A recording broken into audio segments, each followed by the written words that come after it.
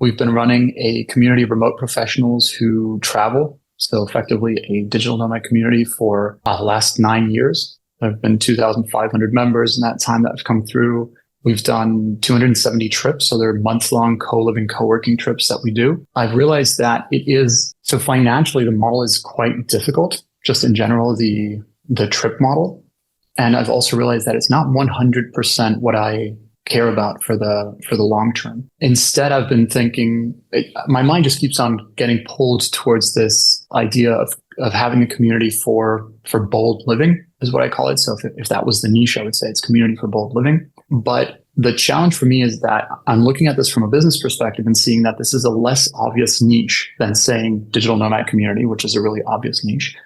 And it's also a less obvious outcome, right? What I'm asking really, and this could go to anybody on the call as well, is what your take on that is, and if you have any thoughts on this concern that I have about going much broader, even though it feels more aligned and right for me. Yeah, there's a lot of ways to take it. I mean, it's definitely broad. I think though, if you feel conviction behind it, the thing to consider is like to just go out there and like get your first, say, 20 people sold into it. And then you could kind of keep mulling over the offer a bunch.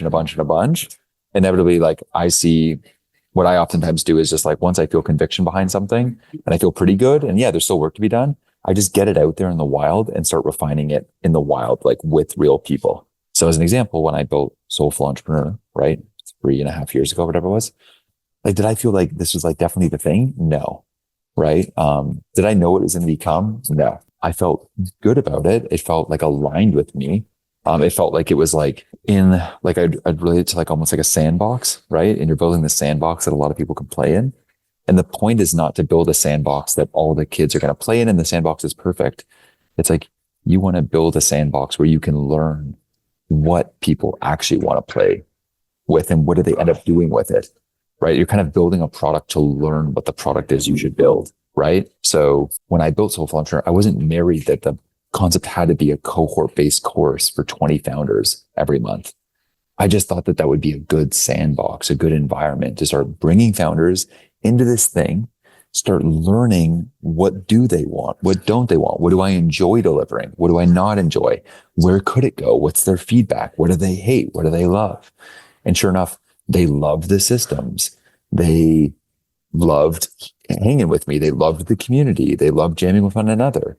And I was like, okay, cool. Like, and then I eventually evolved that to like leaning more into systems, rebranded the company to Founder OS, making it more evergreen, moving the community from Slack to School, pre-recording a lot of the systems times like 100 more. And so I used that as just a launch off point to then discover what the product is I needed to build. And for you, like you have this community already, you have all these travelers, you have this offer that, while broad, like you kind of feel some conviction behind.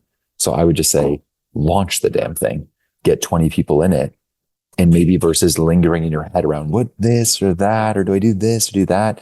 Get them to tell you and see how you feel about some of their feedback. Maybe the sort of following question to that would be, my other big concern is that currently the entire business model is based on what we have. And the margins are thin. So if I feel that if I kind of pivot too much on what we currently have, I might be pulling the rug out from underneath it. Yeah, I think the big thing there, like I always relate this as like a metaphor. It's kind of random, but it's like in my head, whenever I think about transitions, I think about like Tarzan swinging in a jungle and like you're on one vine and like you swing back and you swing forward and you grab this other vine that you're going to swing to. Right. But once you grab that, you kind of like, you catch the momentum forward and then you swing backwards and you still have both vines in your hand now. And you're going to let one go slowly and then swing off on the another one. Okay. If you can imagine that in your head, kind of the image of that. Okay. So it's the same thing in a transition, right? You have this new thing you want to kind of go and scale, right? This new offer, but you have this old one that has been making you all the cash. So you've got to kind of slowly like let it like, you got to slowly systemize it and put it on autopilot, ideally. So it's still making you that cash and around. So you have cash coming in while you gradually make this new one and then slowly then swing on to like launch the new one, make some cash there, but it's not going to, it's going to take a second while making sure that this one's still running.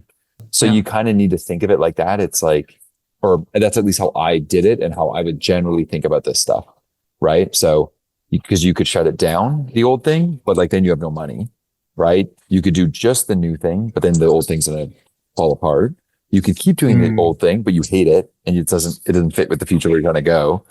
So I feel like, you know, it inevitably comes to this kind of scenario, at least from the people I've helped with this stuff, right? Is like, okay, I need to like reduce my, the reliance on this thing while making the money from it by systemizing it, right team, keeping it steady state without consuming all my time, while building this new thing. And sometimes another example, you know, thing that come up is you got to fucking work, right? Maybe there's a period where you really got to roll up your sleeves, right? Because yeah, you really are like systemizing this thing and building this new thing, right? And that takes some work. But if you believe in the vision of it, right, where you have this systemized existing thing that's throwing you off money and you have a new thing that you're aligned with that's also profitable and cash flowing, then it's worth rolling up your sleeves for 90 days or 4 months or whatever it takes, because it's like, that's a great life, right? But it's not necessarily easy over the next 4 months. And that's just the reality of it. Yeah. Yeah. Like for me, it's also, I'm asking myself whether I kind of start a new thing or whether I slightly morph what we've got here into the new thing, because it is so closely related. Yeah. I would say I would go through the next move matrix stuff with that is what I would do. Take a look at that and kind of evaluate that. Like just think about like, oh, I could tweak the existing thing, or I could do this thing, or I could do that. Like what are your criteria then? Like what's important to make that move? Like, and if you do that and kind of think on it, let's see where you get to from that. And we can kind of keep chatting. Yeah. Cool. Thank you. Yeah, of course.